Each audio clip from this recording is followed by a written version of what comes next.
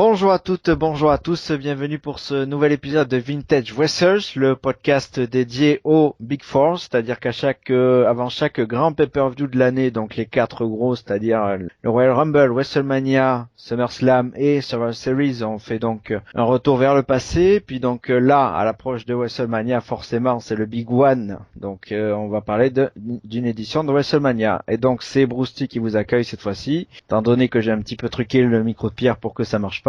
Donc, allez avec moi, c'est spécial couleur sud avec Renaud. Salut Renaud. Bang! Salut Brosty et salut à tous les auditeurs. Voilà, parce que quand même, quand on parle de vintage, s'il n'y a pas Renaud, moi je dis ça existe pas quoi. On me sort du placard quoi. Quand c'est vintage, on me sort du placard. On se fait engueuler Comme sur une... Twitter quand il n'y a pas Renault en plus maintenant. C'est vrai? Ouais. Ah oui! Oui, c'est arrivé la dernière fois. Eh ben dédicace à mon ami. Renaud quand même l'indispensable qui est là, bon, qui est peut-être pas là toujours malheureusement, mais bon, on va le kidnapper et puis on va le garder au frais, voilà à chaque fois. Avec Et grand donc, plaisir. dans mon prénom, moi, ça commence par un A, bien sûr, pour le petit truc privé. Mais je suis avec deux R. Donc, après Renaud, c'est Benito. Salut. Bonsoir à tous, Le, bonsoir les enfants. les enfants Ça aussi. va Comment Ouais. ça va? Faut voir si. Ouais, ça va, ça va. J'essaye d'être au niveau ce soir parce que bon, Renault, c'est quand même toujours un duel intense entre lui et moi. Eh oui. On va voir qui va donner les meilleures références et tout. Non, c'est pas du tout une compète. Et donc, le sujet va être. On est une team, nous, on n'est pas des adversaires. Bien sûr. Oui, avec tout le respect. Voilà. C'est la team Wrestles des Survivor Series. C'est ça, on verra qui sera éliminé, le dernier survivant de l'équipe. Donc, l'édition dont on va parler date de 1994, c'est WrestleMania 10. Après le jingle, donc on va parler de ce pay-per-view qui regroupe beaucoup de Hall of Famers de cette année d'ailleurs.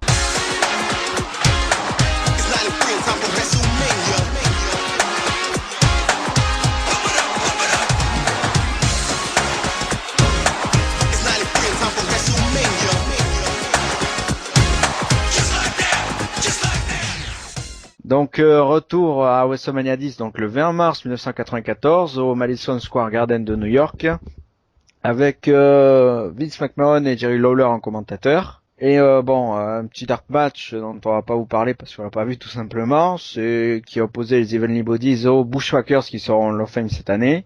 Donc victoire des Heavenly Bodies, voilà pour la petite anecdote. Donc il y en a un qui a quelque chose à rajouter sur les Bushwhackers, peut-être un hommage. Non, moi, les Bushwhackers, ouais, c'est cool qu'ils soient au Hall of Fame parce que bon, c'était des bons, enfin, c'était une bonne team, on va dire, de Santino Marella de l'époque, quoi. Voilà, c'était des amuseurs. Donc, bon, c'est cool. C'est quand même des légendes dans leur style. C'est un style complètement différent. Et puis, un des deux Bushwhackers, c'est celui qui a mis le pied à l'étrier de DDP. Donc, rien que pour ça, il mérite d'être au Hall of Fame. Benito a tout dit. Bravo.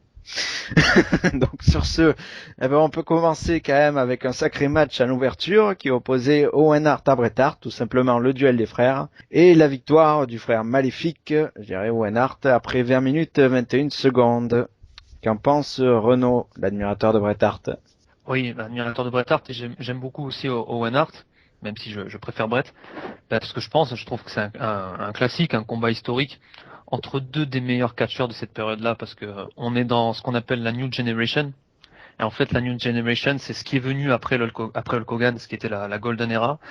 Et c'était aussi juste avant l'Attitude Era de Stone Cold Steve Austin. Donc c'est une période de transition qui a été assez difficile sur le plan financier pour Vince McMahon et la WWF. Mais par contre, en qualité in-ring, c'était assez intéressant avec des gars comme ça, Owen Hart, Bret Hart. Après, on a eu aussi Akushi, qui est venu, le japonais. Il y a bien sûr Shawn Michaels, Bam Bam, qui était un très bon catcheur aussi, malgré son poids. Enfin, il y avait quelques gars On va comme ça, voir ça Razor dans Ramon quelques aussi. minutes, Bam Bam d'ailleurs. Ouais. Voilà, exactement. Il y avait un roster assez sympa au niveau qualité in-ring. Après, il y a aussi le 1-2-3 Kid, notamment, qui est très bon. Et donc là, j'ai bien su.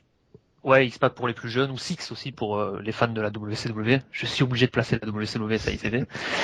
Ce que je voulais dire, c'est que C'est dans son contrat, non, en fait. Oui, c'est dans mon contrat, ça y est. Ouf, c'est fait. Ça a toujours été hyper bon entre les deux. D'ailleurs, ça a été élu le feud de l'année à la WWF en 1994. C'était assez intéressant au niveau in-ring. Ils se sont affrontés plusieurs fois, des tas de fois. Celui-là, il est hyper connu parce que c'est WrestleMania 10 et que c'est un combat magnifique, techniquement parlant. Il y en a eu un aussi qui était plus tard au SummerSlam 94 dans un style cage match. C'était encore la cage version dure, la cage bleue. C'était un super combat, un des meilleurs combats en cage que j'ai pu voir, tout simplement. Magnifique. Et il y a un autre combat aussi qui est pas assez connu malheureusement. C'était à White Plain Et ça a été un combat énorme. Moi, je le place un poil en dessous de ce combat-là à WrestleMania 10 et peut-être un poil au-dessus de celui de SummerSlam 94. Ils sont aussi affrontés en Ironman match, mais ça c'était dans un house show, malheureusement, donc c'est pas assez connu. Mais je pense qu'on peut trouver ce match en qualité amateur sur Internet. Après, la construction du combat du début à la fin, c'est quasi impeccable. De toute façon, ça a été booké par Bret Hart. Il s'était mis d'accord avec son frère. Ils avaient carte blanche. C'est Bret Hart qui a pris les rênes des matchs. Et quand Bret Hart prend les rênes des matchs, généralement, ça se passe plutôt bien. La fluidité, elle est là. Ces deux frères, donc l'alchimie, elle est là aussi. On a tout, backbreaker, souplesse, pas le driver. C'est hyper propre. Et en plus, on est dans les meilleures années d'Owen Hart, parce que je pense qu'Owen Hart, c'est 93, 94, 95. Après, il y a un petit déclin, mais ces 3 années-là, elles sont superbes, donc c'est à conseiller fortement à tous les fans qui n'ont pas vu ce combat. Allez-y, foncez. Et avant de donner la parole à Robenito, l'avis de Jason Kendricks qui va nous accompagner, fidèle auditeur vintage, qui dit que pour lui c'est le meilleur match de la soirée, une intensité de ouf, rivalité d'enfer et de superstars au sommet de leur art, donc il est assez d'accord avec Renaud, match juste magnifique. Et lui il a une préférence pour le match qu'ils disputeront en White Plain justement, dont a parlé Renaud. Donc Robenito, t'en penses quoi? Alors moi, je suis un peu comme Renaud, j'ai adoré le match. Enfin, Renaud en préambule, il parlait de la New Generation, et il faut savoir que WrestleMania 10, c'est mine de rien le premier WrestleMania sans Hulk Hogan, donc c'est quand même assez énorme comme. Eh oui. Et d'ailleurs, Comme t'as assisté à son dernier combat à la WWF au passage. C'est vrai. En fait, j'ai fait partie d'un show à Toulon en 1993, et le main event c'était Hulk Hogan contre Yokozuna, et il est parti peu de temps après le pépère. Oui, pour la petite anecdote, Yokozuna avait des problèmes de, de transit à l'époque. Je raconterai ça peut-être plus tard. Donc voilà, sinon pour en revenir au match, non, c'est un match hyper fluide. C'est des catcheurs, enfin, ils se connaissent donc depuis qu'ils sont gamins, puisque ils ont été entraînés toute leur vie ensemble dans le donjon de Stu Hart. Donc tu vois qu'ils se connaissent par cœur.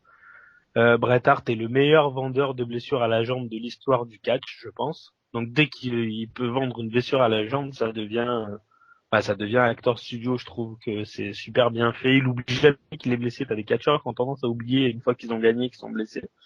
Donc ça, c'est des choses que j'apprécie quand il y a le suivi, voilà, de storytelling tout le long d'un match. Après, c'est hyper technique. J'en parlais un petit peu hors antenne avec Renaud et Brousty. Je pense que c'est un match très années 90, même si c'est très bon. Moi, j'adore ça, mais c'est un match très années 90. Les fans de catch des années 2000, 2010, je pense qu'ils auront une petite retenue parce que voilà, c'est très technique, c'est très au sol. Ça devient high fly vers la fin, mais il y a quelques botches quand même. Hein. Le Bret Hart qui fait un zigiri, il est un peu botché. Enfin, je sais pas si tu es d'accord avec moi, Renaud, mais pour moi, ça frôle la perfection, mais il y a quelques imperfections qui font que pour moi, c'est pas leur meilleur combat à eux deux. Et sinon, petit paradoxe quand même, hein, parce que là on Vas-y, voit vas-y. Bret Hart qui sort vaincu, alors qu'on sait qu'il aura quand même un match de championnat plus tard dans la soirée. Ça c'était quand même un sacré paradoxe. Bret Hart, Oui, ça c'est vrai que oui, c'est Owen Hart qui gagne. Ça c'est vrai qu'aujourd'hui, ça peut pas arriver quoi. Le mec qui gagne le titre plus tard dans la soirée, il peut pas perdre en opener, c'est impossible. Ouais, on a eu l'exemple avec Daniel Bryan d'ailleurs, qui au dernier WrestleMania, c'est sûr. Clean quoi. Si à la limite Bret Hart il avait perdu pas clean, bon à la limite, mais perdre clean, non, c'est pas possible quoi. Pour moi, Après, c'était une comme l'a grosse dit Renaud, surprise. Hein. c'est Brett. Comme l'a dit Renaud, c'est Brett qui était en charge du combat et Brett, il voulait vraiment que Owen Hart ait un push, je pense. Et il avait vraiment dans un coin de sa tête la rivalité qui allait se poursuivre tout le long de l'année. Donc, je pense que c'était important qu'il perde ce match justement. C'est exactement ça. En effet. Bon, ben après cette analyse très complète, je pense qu'on peut passer au deuxième match de la soirée, qui était un match mixte avec l'équipe de Bam Bam Bigelow et de Luna Vachon qui ont battu Doing the Clown et Ding the Clown. Donc mixte dans le sens forcément voilà où il y avait différents profils. Le match donc a duré 6 minutes 09 et puis je sais que Robenito peut-être il aime les clowns donc je vais demander son analyse en premier. Voilà, que c'est nul. J'aime pas les clowns, c'est n'importe quoi ta phrase. Enfin, du coup, non, Bam Bam Bigelow, pour moi, c'est un des meilleurs big men des années 90. D'ailleurs, enfin, à part ça, pour moi, c'est le catcheur qui a donné le meilleur combat contre un non-catcheur. Faut regarder son combat contre Lawrence Taylor à WrestleMania, que je sais pas de conneries, footballeur américain. 11, ça? WrestleMania 11 ans plus tard. Ouais, c'est ça. Donc pour moi, c'est le meilleur combat avec un des deux qui est pas catcheur dans la vie, quoi, de tous les temps. Enfin, je sais pas si t'es d'accord, Renaud, mais pour moi, c'est ça. Après, ce match-là, c'est vraiment nul, quoi. C'est inutile. Enfin, c'est dommage pour Bam Bam parce qu'à cette époque-là, justement, il était dans un bon moment de sa carrière et c'est dommage pour lui d'avoir ce genre de combat. Bah, après, c'est typiquement WrestleMania, quoi. C'est un match en track de WrestleMania. Ouais, la diversité, non, Renault, effectivement, parce que Ding, c'est un nerf, et puis voilà, il y a quand même beaucoup de comédie wrestling, forcément, Ouais. c'était pas forcément adapté à un profil comme celui de Bam Bam, voilà. Ben, malheureusement, c'est ça. Voilà, c'est du comedy wrestling. C'est un style que, bon, perso, j'apprécie pas forcément. Après, là, c'est surtout Dink, en fait, le nain qui apporte une touche d'humour au match. Sur le contenu, ouais, il n'y a pas Et grand-chose à Luna dire. aussi. Luna aussi. Ouais, Luna aussi, mais encore elle, c'était j'allais dire une diva. À l'époque, on disait pas diva, mais c'était une catcheuse assez solide. Il y a eu des matchs. D'ailleurs, elle a un personnage un peu sombre. Après, elle était devenue encore plus sombre même dans l'Attitude Era quand elle était avec Goldust. Mais ouais, c'est surtout Dink qui apporte une touche comme ça. Dwayne le clown, là c'est pas le même gars qui était sous le masque, mais Dwayne le clown, faut surtout voir l'année d'avant, en 93 quand il est heel. Malgré que ça soit un clown, on se dit un peu que c'est un peu un guignol et tout, mais en fait le gars dans le ring il était super intéressant et ses combats en 93 contre Bret Hart Perfect, c'est vrai que ça aide aussi d'affronter ces gars-là. Ça je suis d'accord, mais quand même contre Bret Hart Perfect, même Marty Jannetty, les combats de 93 de Dwayne, c'est vraiment à Même voir. contre Crush, Franchement. hein, c'était pas mal. Même contre Crush, ouais, ça allait. Donc franchement, Dwayne en 93, c'est plutôt pas mal. Là, malheureusement, voilà, c'est du comedy wrestling. C'est dommage pour Bam Bam Bigelow parce que, comme tu disais, je vais te rejoindre aussi sur WrestleMania 11. On lui avait filé les clés du match parce que c'était déjà un mec qui avait roulé sa bosse et il avait déjà une expérience dans le ring très intéressante. Il faut savoir quand même que Bam Bam Bigelow, il faisait les main events à la fin des années 80 à la WWF. Il avait fait équipe plusieurs fois avec Hulk Hogan. Le mec côtoyait vraiment les main events. Bon là, il fait un peu, il est un peu dans le bouche-trou, mais c'est dommage. Après, c'est un catcheur que j'apprécie beaucoup et à la ECW, il avait offert des très bons combats, puis il avait terminé à la WCW un peu dans l'anonymat, mais bon. À part quand il était avec DDP en 99. Et ouais, en Sinon, on effet. n'est pas du tout des marques de DDP, hein, vous inquiétez pas. Ça aussi, c'est dans le contrat, hein. Donc voilà, c'est la première des 17 références à peu près. Donc et puis justement au sujet de Bam Bam, Jason Kendrick lui se désolait en voyant ce match, il se disait que la WWF ne savait vraiment plus quoi faire de lui à cette époque. Donc ça rejoint presque un petit peu ce que tu dis Renaud, que c'était un peu plus voilà. C'est vrai, c'est pas vrai, puisque l'année d'après, il fait le main event de WrestleMania quand même, parce que son match contre Lawrence Taylor, c'est le main event. Donc, Ouais, mais ils savaient quand même qu'ils avaient un mec solide dans le roster. Il voilà, se trouve que là, voilà, ils ont fait une rivalité avec Doink qui était montée un peu, qui était longue, hein, ça datait pas ça a pas été booké en 15 jours en plus, hein, c'était hyper long comme rivalité. Et voilà, c'est typiquement des matchs de l'époque, quoi. Bon, après, ils ont offert le main event à Bam Bam à WrestleMania 11 par rapport à ce match un peu spécial. Pendant un bon moment, ils pensaient mettre le main event entre Shawn Michaels et Diesel pour la ceinture. D'ailleurs, même aujourd'hui, moi, je suis toujours étonné que ce soit pas celui-là qui a été en main event, malgré que le Bam Bam, le nom Laurence du gars. Taylor. Voilà, Lawrence Taylor, malgré que, LT. ouais, j'allais dire Roger Taylor, le batteur des Queens. Donc, non, mais, Non, mais ce qu'il faut savoir, c'est que nous, en France, on est un peu hermétique à ça, mais Laurence Taylor, et c'est ouais. une des plus grandes stars du football américain des années 90, Voilà. quoi. Bref, Donc, finalement, on fait le vintage de WrestleMania 11. Ok, bon, ben, faut que je switch un peu ce que j'avais votre préparé. analyse de Bam Bam Taylor alors. Et donc on va passer à la suite avec donc un Hall of Famer phare de cette année donc qui était à l'affiche dans un False Count Anywhere aux règles assez particulières, Randy Savage donc qui a battu Crush après 9 minutes 49. Alors un match assez spécial parce qu'il fallait faire le tomber en dehors du ring et puis ensuite il fallait y revenir dans le ring avant une minute. Donc en fait, le premier qui revenait après une minute, il avait perdu le match, quoi. C'était assez tordu. Voilà, donc le retour de Savage un petit peu dans ses dernières apparitions, en gros, quoi. Oui, c'est son dernier WrestleMania, d'ailleurs. Oui, en plus, avant qu'il vienne à la WCW faire de belles rivalités, Renaud salive là, j'ai l'impression. Donc, Ah ouais, contre Flair Hogan, c'est des classiques. donc je vais demander l'analyse. Peut-être qu'un jour, on l'aura en interview, ça va être, je sais pas, peut-être. Ouais, peut-être, hein, avec de la chance. Sachant que c'est l'improvisation posthume qu'il y aura cette année, donc ouais, on verra. L'analyse de Renaud. Alors déjà, pour remettre en place un peu le contexte, parce que c'est vrai que c'est un peu bizarre pour Savage, parce qu'il avait déjà pris un peu sa retraite en quelque sorte. Il était devenu commentateur à Raw, avec Vince McMahon. En fait, Crush, il avait participé au Body Slam Challenge qu'ils avaient organisé sur un porte-avions où il fallait en fait enfourcher L'USS Yokozuna. Intrépide. Voilà, il fallait, et c'est Luger qui a réussi le truc, il fallait enfourcher Yokozuna, lui porter un Body Slam, et Crush avait été poussé par Randy Savage. À ce moment-là, il était face. Et Savage lui avait dit, vas-y, il faut que tu ailles, tu vas réussir à enfourcher Yokozuna. Donc Crush l'avait fait et il s'était blessé au dos. Il avait pas, enfin, il avait failli réussir à enfourcher Yokozuna. C'est vraiment le gars qui a presque failli réussir. Parce qu'il avait vraiment décollé les pieds de Yokozuna, mais il n'a pas pu faire un tour entier, il s'était bloqué le dos. Il était parti.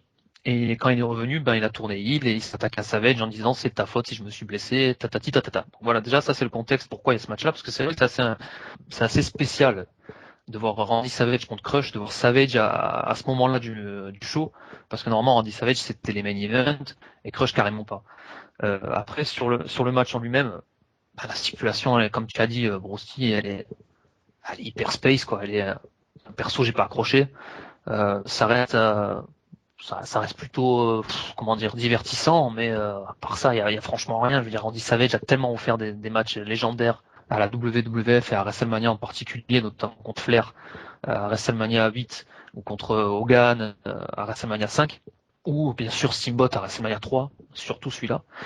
Que là c'est assez spécial de le voir contre Crush, et Crush lui c'est un peu son moment de gloire malgré qu'il perd le match contre Savage, mais d'avoir un contre un contre Andy Savage dans un WrestleMania, en plus c'est WrestleMania 10, pour lui c'était pas rien parce que Crush n'a pas eu grand chose à la fédération. Après on l'avait mis dans les Demolition avec Axe et Smash, mais C'était avant ça.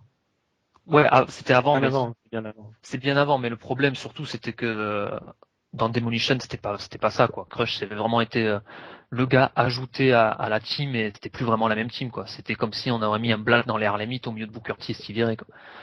D'ailleurs ils avaient refait les Harlem Heat 2000 et c'était pas ça à l'époque aussi. C'était vraiment dès qu'il y avait plus Booker T c'était plus pareil. Et là c'est un peu pareil. D'avoir mis Crush dans les Demolition c'était pas grand chose. Donc Crush en finale il a vraiment pas eu grand chose en fait. À un moment donné il avait challengé aussi Shawn Michaels pour le titre intercontinental, mais ça s'était arrêté là. Crush, moi j'ai préféré le voir à la WCW, encore une fois, désolé les gars, mais sincèrement, quand il était Bryan Adams dans les chroniques, là c'était plus intéressant, ils avaient été champions par équipe plusieurs fois. Mais c'est un peu son moment de gloire, voilà, c'est son 1 contre 1 assez mythique en pay-per-view, parce que c'est contre Andy Savage et que c'est WrestleMania. Ouais. Et Jason Kendricks lui aussi, bah il est assez troublé par ce match qui n'a pas de rythme, mais qui est sauvé par une fin originale avec donc Savage qui accroche Hyper botché la fin. Crush. Ouais, c'est vrai que c'est assez bizarre. Ouais, ça tient pas trop, non. D'ailleurs, t'as pensé quoi de cette fin peut-être? Moi je trouve que c'est hyper botché la fin. Ouais, la stipulation elle est bidon. C'était où on fait un match où t'as 60 secondes pour revenir dans l'un, où tu fais un false count anywhere, mais le fait de mélanger les deux c'était bizarre quoi. Après ouais, Macho Man, c'est dommage que ça soit son dernier WrestleMania ce match-là parce qu'il mérite quand même une fin meilleure. Je trouve que c'est un genre de mec qui a jamais eu trop de chance dans sa vie sur les WrestleMania. À chaque fois qu'il a fait des gros combats, il a toujours été éclipsé par un truc plus big encore. Tu vois, Renaud parlait de WrestleMania 3, il fait le match de la soirée contre Steamboat, mais les gens se rappellent que du André the Giant Hulk Hogan par exemple. C'est que Ah des, oui, le il y a body beaucoup de slam. trucs comme ça sur Savage. Il a pas, je trouve qu'il a pas de chance. À chaque fois qu'il sort des performances énormes, il y a toujours un truc historique qui se parle dans la même soirée et donc on en parle moins, quoi. Faut, Ouais, je sais faut pas regarder ce qu'on pense. WrestleMania 4 pour Savage, Voilà, où il devient WrestleMania champion du monde 4. contre Ted DiBiase. Voilà, c'est le main event. Voilà, il y a aussi le WrestleMania où, en 92, le WrestleMania 8 contre Flair où il est champion, il devient champion aussi. Voilà, Ouais. il y a pas mal de choses, quoi. Mais bon, pareil, en 92, le main event un peu éclipse, son match. Bon, voilà, après le match en lui-même, franchement, ça a aucun intérêt, je trouve. Mis à part qu'à l'époque, moi, avec mes yeux d'ado de 14 ans, j'aimais bien Crush parce que je trouvais que il était sympa de le voir dans le ring, donc j'étais hyper déçu parce que qu'il devienne heel à l'époque, je me souviens bien, et du coup, ça me paraissait bizarre en fait ce match. Je comprenais pas trop l'intérêt et tout. Mais à mon avis, il a pas changé 20 ans après, quoi. Quand même, Randy Savage, ça reste une des superstars les plus adulées de l'histoire, quoi, parce que Ah oui, je sais clairement. pas, des ovations de dingue. Il est dans le top 10 des catcheurs voilà, les plus aimés, les plus soutenus de l'histoire. Même quand il était heel, il était vachement soutenu, quoi.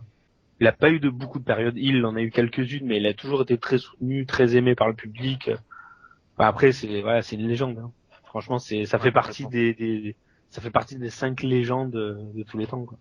Ah ouais. Et donc, il était temps qu'il prenne sa place sur le Fame, même si malheureusement il n'est plus là. Mais bon. Un peu tard, mais mieux vaut tard que jamais dans ces cas-là, on a envie de dire, parce que c'est vrai qu'il était largement temps, largement. Ouais, c'est sûr. On aurait même pu y penser dans les premiers noms, mais bon. Et en parlant de Hall of Fame, ça nous amène au match suivant, qui est pas particulièrement spectaculaire, c'est sûr, mais pas particulièrement long surtout, qui est pour le titre féminin de la WWF, avec Alundra Blaze, donc qu'on connaît aussi sous le nom de Madusa Or WWF, donc qui a conservé son titre en battant Layla Nikai, donc voilà, en 3 minutes 20. T'as pensé quoi au Benito, le spécialiste du catch féminin? Ah ouais, non, mais c'est Alundra Blaze, tu vois qu'elle a un style qui est vachement en avance sur son époque. Et son adversaire était vraiment en fin de carrière. Moi, franchement, je la connaissais de nom, mais de mémoire, j'avais pas vu de combat de elle, de Leila Naki, c'est ça? Layla Donc, Nikai. j'avais pas vu. Ouais, ouais, bon, enfin, Kai, pardon. J'avais pas vu de combat de elle. Enfin, j'ai pas de souvenir. Mais c'est vrai qu'Alundra Blaze, elle avait vraiment un style dans le ring très technique et assez en avance sur son temps, quoi. Et mais du coup, ça faisait un peu tâche à l'époque parce qu'il y avait pas d'adversaire pour elle.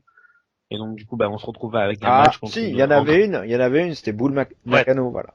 Ouais, guillemets, hein, bien ouais, ouais. sûr.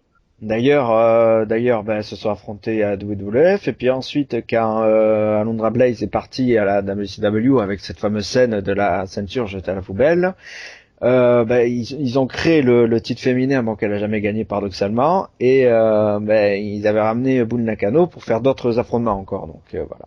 C'était le truc, et d'ailleurs, à WCW, je me rappelle qu'elle avait eu un titre Cruiserweight aussi. Ouais, exactement, ouais, en battant Evan Courageous.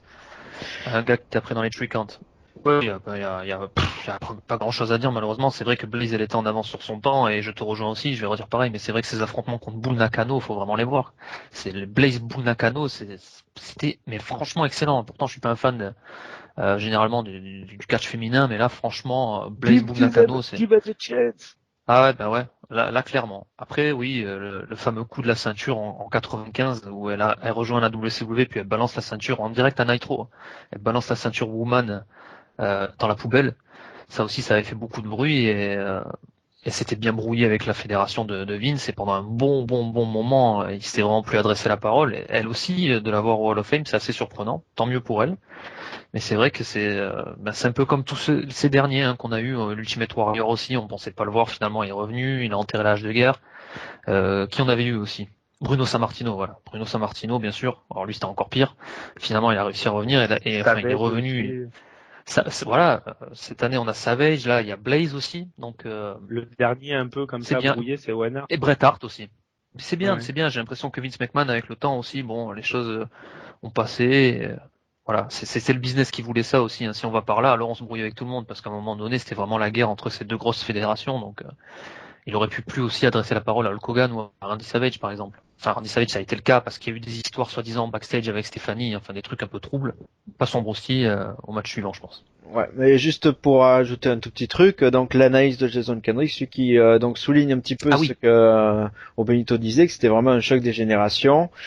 Et ouais, lui il a souligné au niveau du look, au niveau in-ring, voilà, parce que c'est vrai que Alundra Blaze collait bien, je veux dire, à la thématique New Generation, même si elle avait vraiment de l'avance, c'est sûr, par rapport aux autres catcheuses américaines en tout cas, parce qu'elle était quand même beaucoup d'inspiration catch japonais aussi, elle est un petit peu voyagée partout, et puis quand on voit son style, c'est pas ça rappeler bien sûr maintenant, on voit les Gail Kim, les Edgy et les Page, on voit de qui elles se sont inspirées, ça c'est très clair. En tout cas. Une pionnière. Ah oui, de très très loin là. On voit franchement là quand on la voyait dans le ring, on voit maintenant il n'y a pas vraiment d'innovation. Disons qu'on se dit que c'était elle justement l'innovatrice. Donc, Tu sais qu'elle a fini par des courses de Monster Truck. ben encore maintenant d'ailleurs, mais elle s'est blessée, je crois l'année Elle en fait dernière. Ouais, elle s'est blessée l'année dernière, donc elle a dû arrêter, je crois. Après, je suis pas attentivement ça, mais ouais, effectivement, ouais. Je pensais pas qu'on ferait plus longtemps d'analyse de ce match que le match en lui-même. Mais bon. Ah ouais, mais c'est les divas. Et donc, même si c'était féminine à l'époque, ouais. Mais bon, voilà. Mais le prochain match, à mon avis, on va pas faire non plus une analyse énorme. C'était pour les titres par équipe à WWF avec l'équipe Men on a Mission, composée de Mabel Lemo, qui ont battu les Kubekers, Jacques et Pierre, accompagnés de Johnny Polo. Donc, je laisserai au Benito dire qui est Johnny Polo. Ça s'est fini par décompte à l'extérieur après 7 minutes 41, ce qui fait que les Quebecers conservaient leur titre. Donc au Benito. Ce qui est bizarre, c'est que ce qui est bizarre, c'est qu'ils conservaient leur titre, mais c'était Main on a Mission qui célébrait avec les ceintures. Je comprends pas trop pourquoi d'ailleurs. Enfin bref, non, le match en lui-même, il y a rien d'hyper intéressant à part que Mabel, donc après a été Viscera, Big Daddy, coaché par Matt Striker, qui est toujours en interview sur notre chaîne YouTube. Je fais l'auto-promo. Non, je trouve qu'il était vachement fluide et vachement rapide pour sa taille et Mo, il servait un peu de faire valoir à Mabel. C'était son partenaire, mais c'était un peu faire valoir et c'était Mabel vraiment qui finissait les matchs et qui était le mec important de l'équipe. Du coup, et en face les Quebecers. Enfin, après Jacques a toujours été assez honnête dans le ring. Pierre j'aimais plus quand c'était l'époque de Raymond Rougeau avec Jacques. C'est vrai que Pierre j'aimais moins son style qui était un peu bourrin, pas très technique et tout, mais Jacques Rougeau c'est quand même un catcheur assez technique, même si on peut en dire ce qu'on veut, c'est quand même assez propre souvent dans le ring. C'était un peu ennuyeux parce que il voulait trop jouer avec le public, mais sinon oui à l'époque et donc les Men on a Mission étaient vraiment dans un push qui a pas duré longtemps, qui était un peu avec Lex Luger, voilà, il faisait partie un peu de la team des fiers d'être américains, et on est content que Lex Luger ait soulevé Yokozuna. Et voilà quoi, donc c'était un peu ça leur gimmick et c'était des rappeurs feel good comme on dit. Et donc Voilà, Johnny Polo, c'est qui? Johnny Polo, c'est Raven. Donc, il joue un gosse de riche à l'époque. Ça va pas du tout avec la suite de sa carrière. Je trouvais que c'était marrant pour l'anecdote de voir ça, quoi. Je m'en suis rendu compte, en fait, je me rappelais même plus l'existence de Johnny Polo. En le revoyant, je me suis rendu compte que c'était Raven. On n'imaginait pas qu'il deviendra, pardon, après. L'analyse de Jason Kendricks, lui, il avait du mal à accrocher à l'équipe Men on a Mission, surtout au niveau du look, mais aussi un petit peu niveau cash quand Mais même. comme tout le monde, hein, franchement, elle était poussée, cette équipe. Je t'écoute parce que moi, Bruce, mais elle était poussée à mort, cette équipe, mais franchement, il y avait très peu de réactions, quoi. C'était pas très intéressant. Dans le ring, c'était pas très intéressant, en général. C'était c'était un peu à la Arthrose d'aujourd'hui, quoi. Ils étaient appréciés des gens, quand même. Je rappe après, hein. Ils étaient quand même appréciés des gens, notamment ce soir-là. Hein. Ah oui, non, ils étaient pas appréciés quand même. Il y avait parce une bonne que c'est pop. New York et parce que c'est contre des Québécois, Mais complètement, oui, ça c'est sûr. C'est sûr que ça a aidé. Finir l'analyse de Jason Kendricks, pour lui, ce match est quand même moins pire qu'il aurait pensé, et puis ça a aidé aussi le fait que c'était pas trop long, donc ça a rendu le match assez cool quand même. Renaud, t'as pensé quoi? Moi, j'ai trouvé ça franchement pas mal, parce que j'avais plus souvenir. Bon, après, c'est vraiment oubliable. Je veux dire, on se met pas WrestleMania 10 en se disant, ouais, on va se mettre Men on a Mission contre les Quebecers, c'est sûr. Mais franchement, à le regarder comme ça, je trouve qu'il est bien passé. J'ai envie aussi de souligner Mabel parce que franchement, c'est clair qu'à ce moment-là, même s'il a toujours été énorme, au niveau du poids, il était moins cassé, il était plus jeune et il était plus vif et il a quand même des trucs assez intéressants hein, pour son gabarit, franchement, et franchement propre en plus quand il est fait. Après, ouais, Jacques, c'est un bon catcheur technique. Pierre-Carl Ouellet, moi j'aime bien. J'aime bien Pierre-Carl Ouellet, surtout en 95. Quand il se faisait appeler Jean-Pierre Lafitte et qu'il avait sa gimmick elle était un peu pourrie, c'était une sorte de pirate. Non, Pierre Carwalet c'était une sorte de pirate en 1995 et il avait affronté Bret Hart dans un combat à New Year's 3 et ça avait été franchement un très très gros combat. Alors c'est sûr encore une fois que c'est Bret Hart en face donc ça aide, mais sincèrement je trouve qu'il avait vraiment monté de niveau à ce moment-là. Pierre Carl Ouellet. Donc moi j'ai toujours bien aimé ce catcheur. Après ce combat-là, bon bah voilà, ça se laisse franchement regarder. C'est plutôt appréciable quand tu l'as devant les yeux. Le match, j'en ai pas parlé, moi, il est très bon, le match. Mention à la double souplesse des Quebecers sur Mabel, qui était vraiment bien. Ouais. Donc, ils essayent une fois, ils se ratent, ils réessayent. La bombe québécoise, c'était sympa. Et le finish de Man on a Mission était un peu bizarre. C'était un genre de bulldog que portait Mo sur Mabel et qui faisait un écrasement, sur leur adversaire. Donc, c'était un peu bizarre, mais bon, ça passait bien aussi. Voilà, on peut passer au match suivant. Premier match de la soirée pour le titre de la WWF. Le match de la soirée. Le match de la soirée, ouais, chacun son opinion. Donc avec Yokozuna, qui était le champion et qui a battu Lex Luger par disqualification. L'arbitre spécial était Mr. Perfect, qui a quand même un petit peu exagéré sur la disqualification sortie de nulle part après 14 minutes 40, mais on va peut-être pas s'en plaindre, je pense. L'avis de Jason Kendricks d'abord, qui a détesté ce match. Il a vu énormément de botch, avec un Luger qui surjoue trop quand il se prend un coup, ce qui fait que le match perd en crédibilité. Et puis surtout, il y avait aucune alchimie entre les deux, et puis il y avait quand même une fin de merde. Donc, mon analyse. Alors, Yokozuna Lex Luger, c'est mauvais. C'est mauvais, et je vais rejoindre Jason. C'est malheureusement Lex Luger au niveau du selling, ça a toujours été assez catastrophique. Et là, contre Yokozuna, c'est encore plus catastrophique parce que Yokozuna, c'est aussi un gabarit énorme. Et bon, face à Luger, c'était obligé que ça allait pas être un grand match, malheureusement. Et puis cette fin avec Mr. Perfect, je trouve d'ailleurs, franchement, sincèrement, hein, des fins comme ça, on les fait aujourd'hui en pay-per-view, mais tout le monde crie au scandale. Hein. Parce que sur plusieurs matchs, Ah, on a des trucs là. Le match tag team juste avant, là celui-là, on pourra parler après du main event. Enfin, il y a quelques trucs quand même, sincèrement, c'est juste dingue. Là, là, c'est Mister Perfect qui fait des siennes, qui veut pas compter. Enfin, c'est un gros bordel. Je pense que Lex Luger, de toute façon, si on veut voir des bons matchs, Lex Renaud, Luger, peut-être ouais. tu peux apporter une petite précision. Moi, je l'ai pas la réponse. Pourquoi Perfect se retrouve à être arbitre spécial de ce match? Ben, c'est Jack Tunney qui, à l'époque, il était soi-disant le président, ça a toujours été Vince McMahon, mais comme McMahon, il avait son rôle de présentateur, c'était Jack Tunney qui avait décidé. C'est de C'est un lui-même genre comme de ça. général manager de l'époque, quoi. Ouais, mais Jack Tunney, non, carrément, il était même annoncé comme le président à ce moment-là, qui avait annoncé que les deux matchs auront chacun un arbitre spécial pour pas influencer le résultat du match. Donc, franchement, j'ai jamais compris pourquoi. Il était derrière son bureau dans une émission télé, puis il avait annoncé ça comme ça. Il avait dit Luger, Yokozuna, il y aura un arbitre spécial, et Bret Hart, le gagnant du match. Voilà, il y aura un arbitre spécial aussi. Donc c'était assez bizarre. D'ailleurs, ce truc aussi est assez bizarre parce qu'ils ont fait ça à la pièce en fait. Parce que pour rappeler quand même aussi, on va vite le rappeler. Je vais essayer de faire vite, mais pourquoi ils ont tous les deux un match de championnat, Luger et Bret Hart, parce qu'ils ont gagné tous les deux le Royal Rumble 94. En fait, ils sont éliminés en même temps. Ils ont touché les deux pieds au sol en même temps.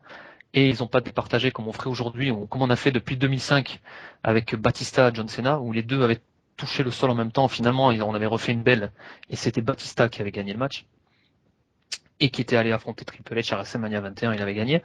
Là, il n'y avait pas ça. Les deux, ils avaient touché les pieds au sol, donc les deux étaient challengers. Et ils avaient tiré ça à pile ou face. Savoir qui affrontait Yokozuna en premier. Si c'était Bret Hart qui affrontait Yokozuna en premier, alors Luger aurait affronté Crush dans la soirée. Puis après, le gagnant de Yokozuna Bret Hart. Si Luger gagnait la pièce en premier, bon, Bret Hart affrontait donc Owen Hart dans son match, et puis après, il affrontait le gagnant du match Yokozuna Lex Luger. J'ai été assez clair. complètement. Oui, ça va. Bon, ça va, d'accord. Non, parce que je m'entends parler, je me dis, waouh, c'est peut-être un peu compliqué. Donc voilà, ça c'était pour replacer les choses. Après, si vous avez envie de voir un Yokozuna Lex Luger, alors je pense pas qu'il y en ait beaucoup sur cette terre qui a envie de voir un Yokozuna Lex Luger, Faut être sadique. Hein. sincèrement. Hein. Oui, faut être un peu sadique. Il y a des mazos des fois qui nous écoutent. Moi, j'en Il y a des connais. mazos. Ouais, voilà. Donc, je pense quand même qu'il faut se tourner vers SummerSlam 93. Et au SummerSlam 93, c'est quand même un peu mieux. Faut avouer franchement que voilà, c'est même bien mieux que ce qu'ils ont fait là à WrestleMania 10. Mais Lex Luger, si on veut regarder des matchs Lex Luger, de toute façon, faut se tourner vers fin 80 jusqu'à 92 à peu près à la NWA et au début de la WCW, c'était des combats pas mal. C'était pas un grand catcheur, mais c'était franchement pas mal. Après, il a tellement baissé. Et ouais, je vais laisser après la parole à Robenito justement sur la gimmick de Lex Luger parce qu'il voulait faire une comparaison avec une interview qu'il a entendue récemment de Bret Hart. Oui, tout à fait. Non, en fait, Bret Hart expliquait il y a pas longtemps qu'il faisait un parallèle entre donc ce WrestleMania-là et un peu l'histoire qu'il y a eu. C'était juste après le Royal Rumble. Un peu l'histoire qu'il y a eu avec Roman Reigns et Daniel Bryan à Fastlane, où on savait pas. En gros, Roman Reigns remettait sa chance de participer au main event de WrestleMania contre Daniel Bryan. Et du coup, Bret Hart expliquait qu'à l'époque, en gros, il avait le soutien des fans. Et alors que dans les plans, c'était prévu que ce soit Lex Luger qui soit champion, et donc les plans ont changé parce que la gimmick de Lex Luger et le talent dans le ring de Lex Luger n'accrochait pas du tout, ne faisait pas accrocher le public. Et donc du coup, je trouve que c'est intéressant comme parallèle de se dire que finalement, c'est pas nouveau, quoi. À toutes les époques, on a eu ce genre de choses-là, ce genre d'épisode-là qui est un peu normal quand on essaye toujours de monter des nouvelles stars, surtout à cette époque-là de la WWF, où on avait besoin de têtes d'affiche, parce qu'il y avait que Bret Hart à cette époque-là qui était vraiment une tête d'affiche, et c'était vraiment ses débuts d'ailleurs en tant que main eventer. Et il voulait un Parce que pur américain en plus, Robenito. et en plus il voulait un américain, voilà. Du coup, Et ça ouais. faisait vraiment deux choses Et bon, voilà, après, tu peux pas aller contre le goût du public. Si le public accroche pas, t'es obligé d'avoir un plan B. Le plan B, c'était Bret Hart. Et il y a pire comme plan B que d'avoir Bret Hart, quoi. Voilà, après, le match en lui-même, Renaud l'a très bien résumé en disant c'est mauvais. Ah, voilà, Et j'ai parfait. pas Non, autre mais chose d'autre à c'est dire. clair, c'est concis, et puis c'est aussi concis que À le part, match suivant. Hein. à part que Yokozuna, pour un big man, qu'est-ce qu'il vendait bien les prises.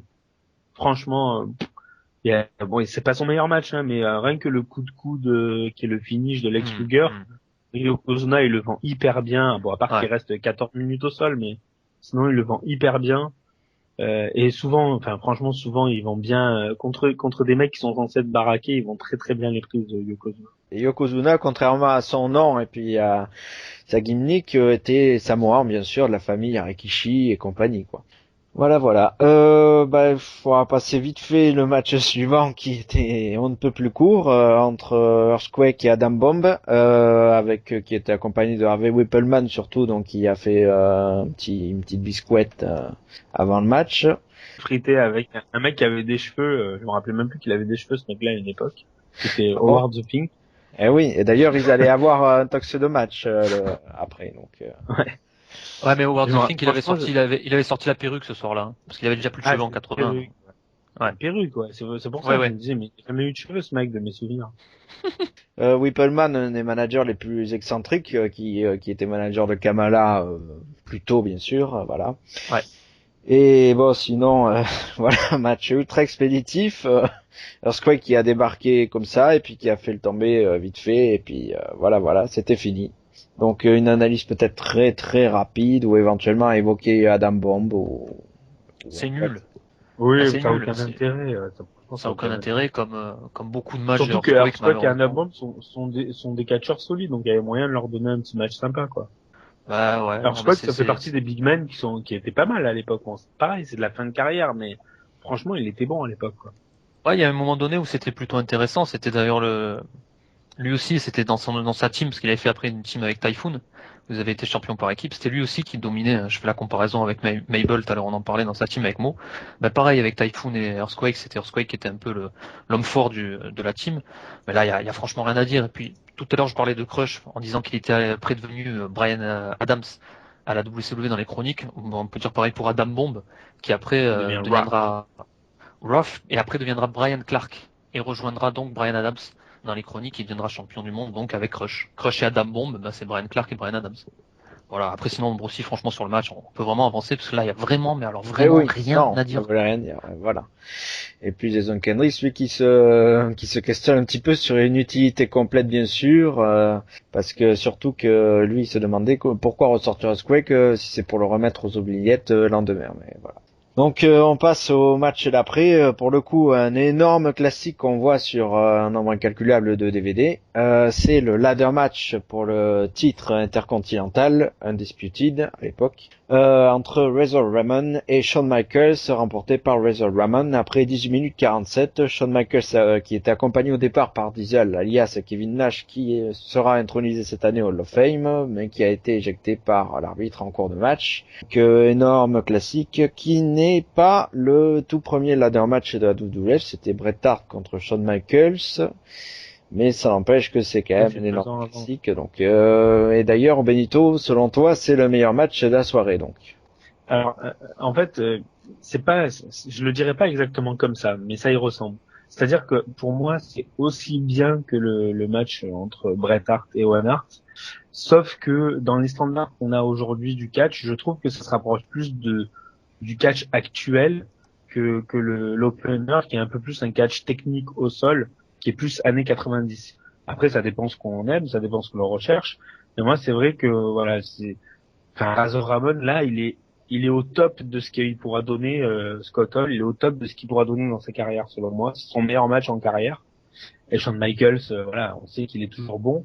Et mention spéciale à la WWF, qui a à l'époque vite sorti Diesel du match, et du coup, ça, c'est devenu très intéressant. Alors, ça aurait pu être très chiant, d'avoir Diesel, qui aide Shawn Michaels avec l'échelle, quoi.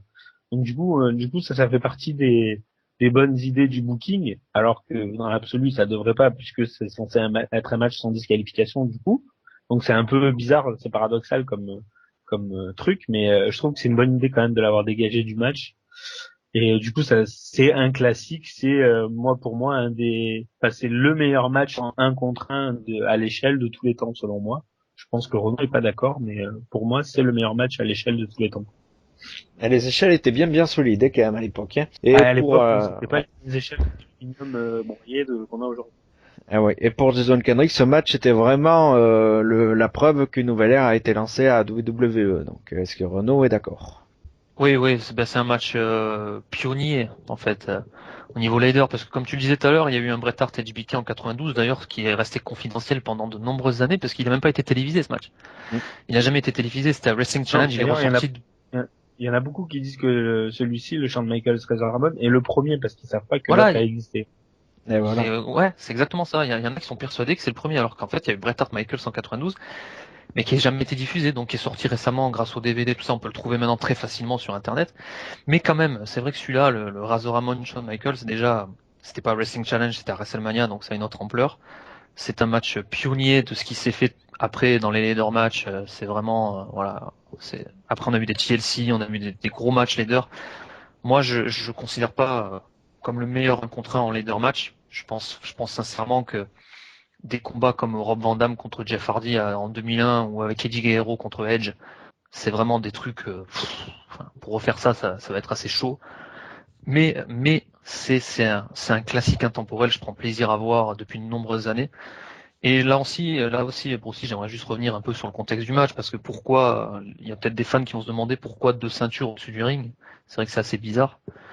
Pour le titre intercontinental, en fait, ce qui s'est passé encore une fois, c'est que Jack Tunney, encore une fois, le président de la WWF, avait retiré le titre à Shawn Michaels, qui était champion intercontinental. Il avait retiré le titre parce que Shawn Michaels, qui était heel à l'époque, il refusait constamment de défendre la ceinture. Il voulait pas défendre sa ceinture. Donc Jack Tunney avait organisé une bataille royale qui avait été gagnée par Razor Ramon en finale contre le modèle Rick Martel, si je dis pas de bêtises. Et Razor Ramon était donc devenu champion intercontinental. Mais Shawn Michaels, qui n'avait pas perdu sa ceinture, disait qu'il était toujours champion intercontinental. Ce qui fait qu'on a eu ce match entre les deux champions en fait, pour vraiment savoir qui était le vrai champion intercontinental. Et ça nous a offert un classique intemporel. Après au niveau leader match, il y en avait eu des matchs leader avant ça, même avant le Bret Hart. Shawn Michaels, mais il y en avait eu à la Stampede Wrestling. Ce qui était la Stampede Wrestling, c'était la fédération de Stewart, le père de Bret Hart. Et quand Bret Hart a été signé par Vince McMahon à la WWF, c'est Bret Hart justement qui avait donné l'idée à Vince des leader match. C'est pour ça d'ailleurs qu'il était dans le premier face à Shawn Michaels. C'est vraiment Bret Hart qui est venu avec cette idée, qui avait proposé à Vince les leader match. Il avait expliqué que son père en faisait à la Stampede Wrestling et tout, et que c'était un bon truc avec du suspense. C'est comme ça que c'est venu à la fédération. Après le match en lui-même, Benito il a tout dit quoi. C'est un classique. Razor Ramon est au top de sa forme, au top de sa carrière. C'est son meilleur match en carrière, clairement. Et au niveau des punchs, au niveau des droites, j'ai toujours adoré ses droites. Et en plus là contre Shawn Michaels qui est un super vendeur de prise, c'est magnifique. Et bien sûr l'image du splash aussi en haut de l'échelle est rentrée dans l'histoire. Le splash de Shawn Michaels, c'est une image intemporelle maintenant qu'on voit à tous les génériques pré-WrestleMania. Ça fait le tour du monde cette image-là. Donc c'est vrai que ce match-là, franchement, c'est avec l'opener, c'est 2 gros classiques de l'histoire, chacun dans son style. Par contre, moi je trouve qu'il a peut-être un peu vieilli, tu vois, Benito sur un truc, c'est que je pense que les jeunes fans d'aujourd'hui peuvent être assez surpris de l'utilisation de l'échelle en se disant ouais mais ils font pas tant de choses que ça avec l'échelle. Ouais, Et puis il y a Tu vois ce que je veux il y a dire le fait qu'ils sont pas allés vraiment chercher les ceintures, alors que maintenant on les voit beaucoup aller chercher direct les ceintures. Maintenant il y a plus alors qu'après il faut se remettre dans le contexte de l'époque, je veux dire on est en 94, le splash de Shawn Michaels c'est un moment vraiment historique quoi. En Amérique, de voir ça, c'était à l'époque c'était du jamais vu. Donc placé dans le contexte 94, quand on regarde le match, faut vraiment le voir comme un match de 1994. Je pense qu'au niveau prise de risque, après je comprends ce que veut dire Benito dans le catch plus actuel, au niveau prise entre elles. Un peu plus Mais je high pense fly, un peu plus voilà, sur ça rapide. ouais. Voilà, sur ça c'est plus rapide. L'autre c'était plus au sol, c'est plus technique, c'était plus 90. Ouais, plus stiff, ouais, c'est clair. Quand il balance l'échelle dans le dos, et puis l'échelle c'est waouh quoi, c'est de l'échelle, hein. C'est pas n'importe quelle échelle, hein. C'est clair. Mais voilà, je trouve juste que dans la prise de risque, peut-être que les plus jeunes vont se dire ah, calmez-vous les anciens, ils font pas non plus grand-chose, alors qu'en fait faut le voir, voilà, faut le voir avec dans le contexte de l'époque. Et dans le contexte de l'époque, c'est vraiment un match pionnier en leader match. Faut dire que c'était le tout premier vraiment devant les yeux du monde entier, donc forcément. D'ailleurs ils referont Excuse-moi, mais d'ailleurs, ils referont l'année d'après en 95 parce que Vince McMahon, il s'est dit, c'est pas possible, ça a trop bien marché, on a beaucoup vendu de pay-per-view grâce à ça. Ça a fait un gros buzz. Donc, un an plus tard, en 95, et pour un gros pay-per-view aussi, Big Four, c'était le SummerSlam. De toute façon, il y avait que les Big Four à l'époque, donc il n'y avait pas 36 000 pay-per-view. Pour le SummerSlam, il fait affronter Razor Ramon contre Shawn Michaels pour la ceinture intercontinentale. Alors, le match est très bon aussi, mais il est éclipsé par celui-là qui a été le premier. Et ça reste un match aussi très bon en 95 que je conseille aussi de voir, clairement. Oui, oui, c'est carrément enfin, ils avaient une bonne alchimie tous les deux, Ouais. d'ailleurs, dans le ring. Razor Ramon c'est un big man, mais il utilisait jamais trop cette façon de catcher. Et contre Shawn Michaels, Shawn Michaels était tellement un bon vendeur de prise que du coup, j'avais l'impression que Razor Ramon, il se régalait à faire son big man de base, quoi. Et donc, du coup, c'était assez kiffant. Mais notamment, à un moment, il place un rock bottom sur Shawn Michaels qui est assez puissant. Je sais pas si tu vois, en plein milieu du Ouais, match, bien sûr, je vois. un Dès le espèce de début. rock bottom énorme. Paradoxe, hein. Rock Bottom avant The Rock. Mais ne serait-ce que la façon dont il enlève les ceintures en se jetant d'en haut de l'échelle, en les arrachant, aujourd'hui, t'as les mecs, des fois, ils passent 15 minutes à essayer de les enlever, quoi. Ah, bah, en fait, à partir du moment où il les touche, il les gagne, les ceintures, quasiment. Ah oui. C'est ça De toute façon, qu'aujourd'hui, on a pas dans la psychologie Oh, mais d'un là, c'est leader le match. premier qui les a touchés, qui les a gagnés de toute façon. Donc, mais le moindre Oui, coup, c'est ça. le moindre coup de Razor Ramon à ce moment-là, dans ce match-là, ça a un impact énorme. Les droites qu'il lui met, quoi, les droites qu'il met à Michael, c'est géant. Franchement, il y a un impact. Le match, il a pas vieilli sur ça, c'est clair que à ce niveau-là, sur ces trucs-là, ouais, je rejoins totalement Rubenito. Le match, tu peux le regarder encore aujourd'hui sans problème sur ce plan-là. Mais c'est vraiment très très bon. Et après, c'était des très bons amis aussi en vestiaire, ce qui fait que l'alchimie était très bonne. Ils se faisaient appeler la clique entre eux. Il y avait aussi Triple H qui est venu un peu après, hein, Triple H, One Two Three Kid et Diesel. C'était des potes en coulisses, ils faisaient un peu leur loi, à ce qui paraît. Bon, c'était un peu, voilà. Ils faisaient un peu ce qu'ils voulaient. Il y avait quelques trucs comme ça en coulisses où des gars, ils étaient un peu contre eux, ils s'étaient renfermés, ils s'étaient fait un petit clan bien sympa Notamment entre eux. Mais Undertaker, qui justement, faisait même pas trop.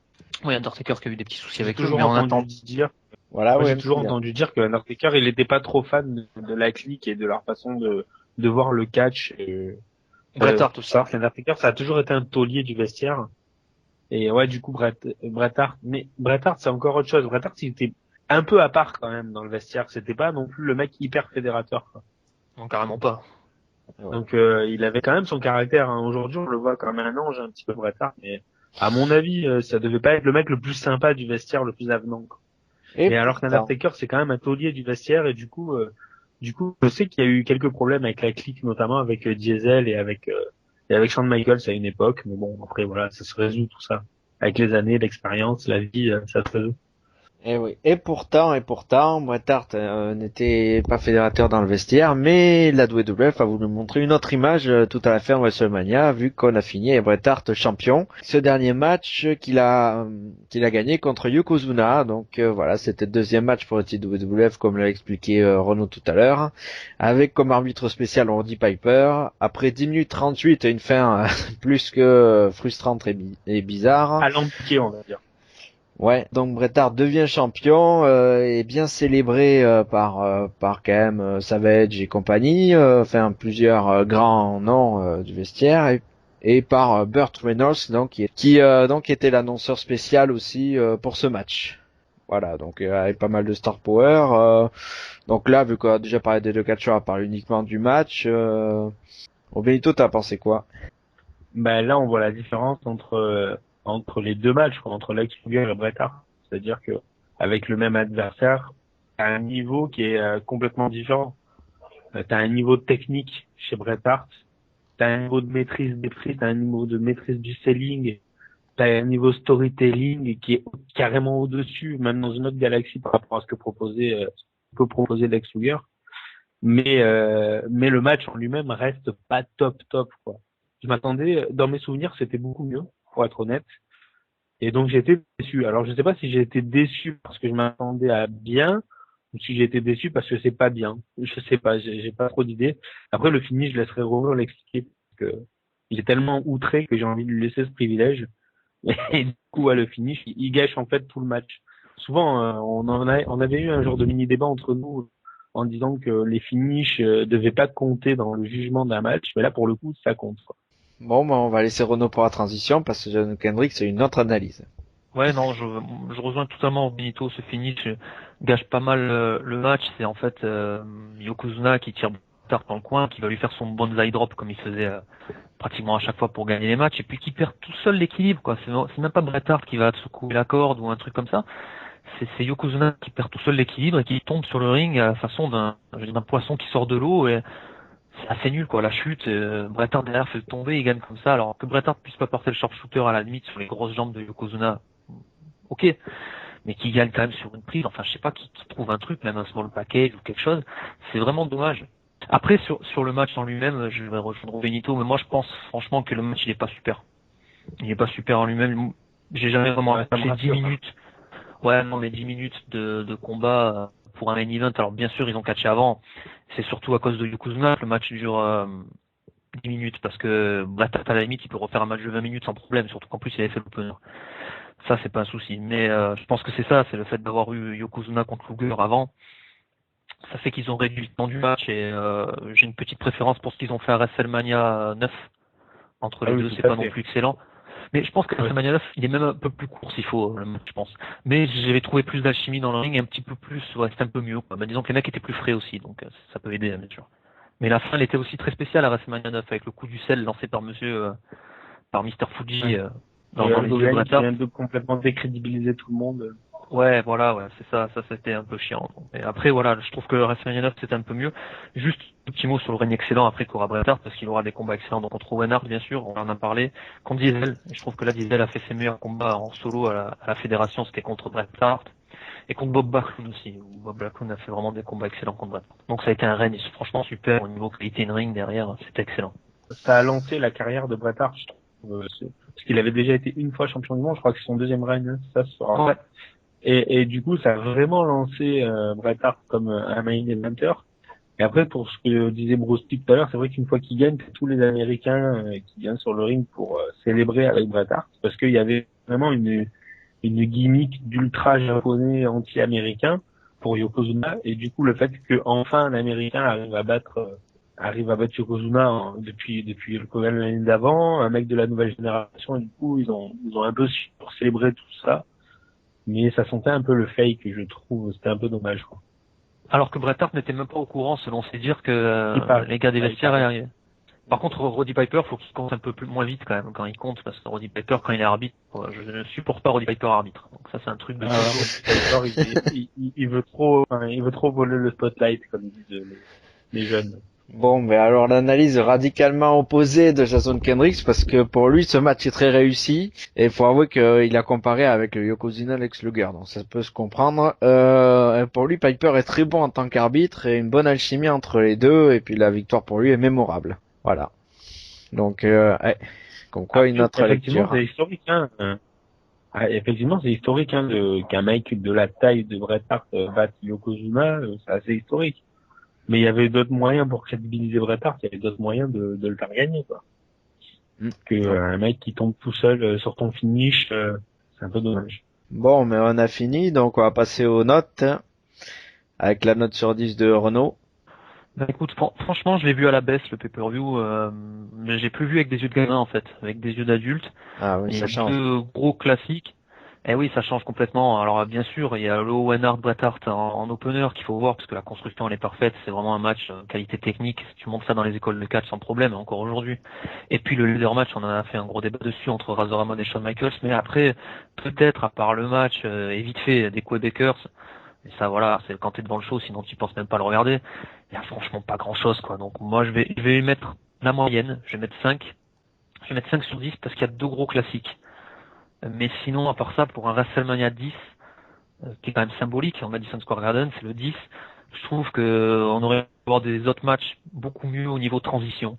Et si ça se passe aujourd'hui, comme ça, des fins de match comme ça aujourd'hui, ça serait juste pas possible et tout le monde crierait au scandale. Donc je vais mettre un 5 sur 10. Moi, je vais mettre un 5,5, un tout petit peu plus haut, parce que, bon, après, c'est vrai que t'as soulevé de bons points, mais disons que, allez, je mélange quand même le regard que j'avais à l'époque, et le regard que j'ai maintenant. Voilà, faut faire un petit peu un mixte, un mix, pardon, ce qui fait que, du coup, là, ça passe assez bien quand même. C'est pas un si mauvais WrestleMania que ça, c'est sûr. Ça marque une nouvelle époque, parce que c'est vrai que les WrestleMania avant étaient quand même plus poussifs, je trouve, forcément. Donc voilà. Après, forcément, les deux classiques aident beaucoup. Voilà ce qui fait donc ma note. Et celle de Benito. Moi, je mets 5,5 aussi, un peu pour les mêmes raisons que toi, Brousty. C'est-à-dire que c'est vrai qu'aujourd'hui, avec le recul, il y a deux grands classiques et à côté, il n'y a pas grand-chose. Sauf que à l'époque, ça correspond avec le style de l'époque. C'est un peu ce que j'ai dit tout le long de l'analyse. Ça correspond quand même avec le style de l'époque. Et puis finalement, le Royal Rumble avait deux gagnants qui étaient Lex Luger et Bret Hart. Et du coup, à eux deux, ils correspondent. Enfin, ils ont un tiers de l'antenne ce soir-là. Donc ça fait un peu. Enfin, c'est un peu normal, je trouve, finalement. Mais c'est vrai qu'après, en dehors des deux gros matchs et peut-être du main event qui est pas dégueulasse, qui est pas mal, qui est moyen mais qui est pas dégueulasse, donc ça mérite un petit peu plus que la moyenne selon moi. Bah, c'est bien. Bon, mais au final, ça fera donc 5,33. Moi, à l'échelle de Wrestle Radio, c'est quand même un petit peu en dessous de la moyenne qui est de 6. Mais disons que ça reste assez potable par rapport à d'autres vintage qu'on a fait. Je pense notamment au dernier SummerSlam qu'on a fait. Voilà. 92. Eh ouais. Oui, oui. Mais bon, là, on En met tous dehors les du main pay-per-view anciens ne sont pas non plus catastrophiques. Il y en aura des bons dans le futur aussi, dont on va parler. Mais donc, en attendant, petit rappel des partenaires avec VoxCatch, avec les différents articles déjà sur le Hall of Fame et sur la présentation des matchs de WrestleMania, parce que forcément, WrestleMania 31 arrive à grands pas. C'est ce dimanche, voilà, à partir de 1h10 sur AB1. Donc il y aura quand même un sacré programme qu'on vous réserve d'ailleurs un petit peu avant. Mais ça ce sera le programme à la fin. Je continue avec les partenaires. Il y a Catch Attack aussi, on le remercie beaucoup. Une lutte, FN Lutte, ma chaîne voilà, qui nous Catch aide et un petit Catch peu. Lutte. Voilà, ouais, merci à eux. Et donc sacrée semaine qu'on vous réserve parce que ce vendredi il va y avoir la sortie de l'interview d'Abyss. Pour le coup c'est pas vrai, ça par rapport à WrestleMania, mais tout de même la superstar de la TNA en exclusivité, interviewé par Vincent et Sébastien. Voilà. Et donc ensuite, gros programme dimanche, car on vous réserve le direct pré-WrestleMania à partir de 22h. Vous pourrez interagir en direct avec vos réactions, vos pronostics. D'ailleurs, on vous remercie beaucoup de voter déjà sur la page Facebook pour le concours. Si Vous tu veux pouvez en parler un voter, il y petit a un peu. petit sondage, vous pouvez donner vos gagnants de chaque match. Ouais. Vous allez Ouais. sur la page Facebook de Wrestlers Radio et il y a un petit sondage, un petit clic, ça dure montre en main, c'est 36 secondes. Il y a 8 questions sur les 8 matchs annoncés de WrestleMania. Et donc, vous nous donnez le gagnant de chaque match, vous partagez l'interview et du coup, vous concourez automatiquement pour gagner un t-shirt de la Wyatt Family. Et ouais. Voilà. Sacré cadeau quand même, donc n'hésitez pas, et puis parlez-en autour de vous surtout, et puis n'hésitez pas à être au rendez-vous avec nous, juste avant donc, de vous plonger dans la grande soirée de l'année. Ensuite, on vous retrouvera pour l'analyse post-WrestleMania, comme chaque jeudi en direct, ce sera jeudi 2 avril à partir de À 5h du 20h45. matin, après WrestleMania. Ah, on pourrait faire ça, mais Pour je un crois qu'il live n'y aura de pas 4 grand heures. monde. Ouais. Et n'oubliez pas que ce sera l'heure d'été d'ailleurs, hein, le dimanche. Donc attention à l'heure. Merci à vous et n'hésitez pas donc à nous suivre aussi si ce n'est pas déjà le cas sur Facebook, Twitter, puis nous écouter sur différents supports YouTube, Archive, iTunes. Et merci à vous et puis on se retrouvera pour un nouveau vintage bien sûr au moment de SummerSlam pardon. Cet été. Mais bon, d'ici là, c'est quand même WrestleMania, donc on se retrouve à dimanche. Ciao, ciao. Au revoir, Salut bonne les amis. soirée.